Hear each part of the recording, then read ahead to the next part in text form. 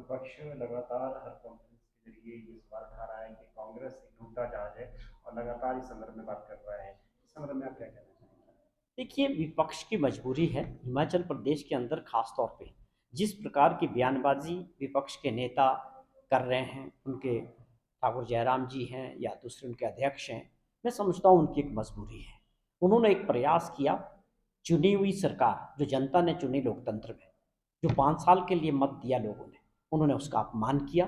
कुछ ऐसे लोग कांग्रेस के अंदर थे जिन्होंने कांग्रेस पार्टी को धोखा दिया, अपने मतदाताओं को धोखा दिया और अपना ईमान बेच दिया पैसों के लिए।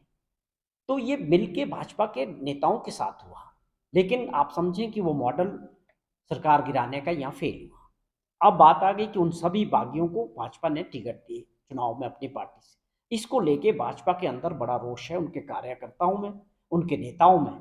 ये उनके साथ सीधे तौर पे आपने कांग्रेस के 6 बागियों को ला के खड़ा कर दिया, उनके सिर पे रख दिया। तो वहाँ बहुत माहौल बगावत वाला है।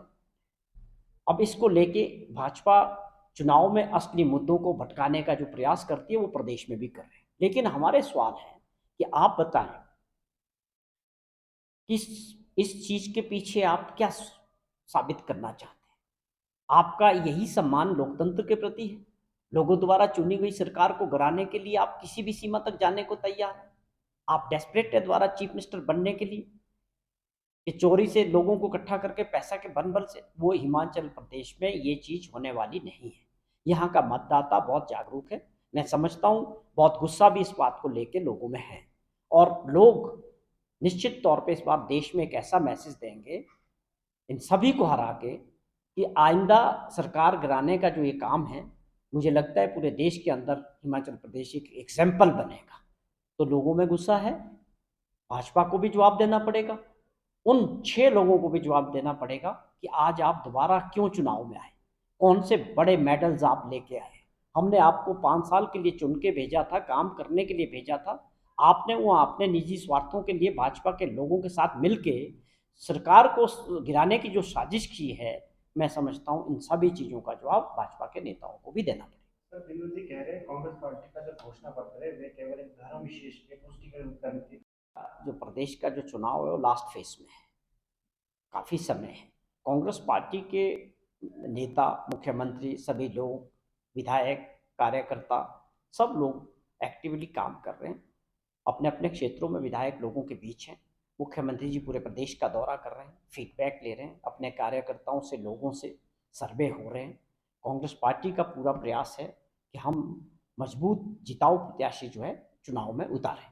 और मुझे उम्मीद है कि अगले 2-4 दिनों में सारे टिकट कांग्रेस पार्टी के अनाउंस हो जाए। लोकसभा चुनाव नजदीक के बहुत कम समय रह गया है। देखिए, बड़ा सिंपल है, हमारी सरकार राज्य में है। 15 साल के दौरान, 15 महीने के दौरान जो हमारी सरकार ने और माननीय मुख्यमंत्री जी ने जो भी बड़े काम किए हैं, उन सभी को लेके हम लोगों के बीच जाएंगे। ये हमारे कार्यकर्ता हो, नेता हो, सब उस हमारा जो पूरा फोकस रहेगा उन विषय पे रहेगा कि हमने बड़े काम किए हैं। महिलाओं को सम्मान निधि देने की बात है। हम देश के अंदर पहला राज्य बना जो 18,000 रुपया साल का अपनी माताओं बहनाओं को लाखों की संख्या में देने जा रहे हैं। और भाजपा को बताना पड़ेगा कि वो इसका विरोध क्यों कर रहे हैं। जयराम जी अपने लोगों के साथ इलेक्शन कमीशन में इस निधि को रोकने क्यों गए, ये सवाल होंगे जनता के बीच। और उसके अलावा ओपीएस को हमने बहाल किया, अपने सरकारी कर्मचारियों को, उनको डीए दिया, पेंशनर्स को दिया। ये सारी चीज़ें चुनाव के मुद्दे होंगे।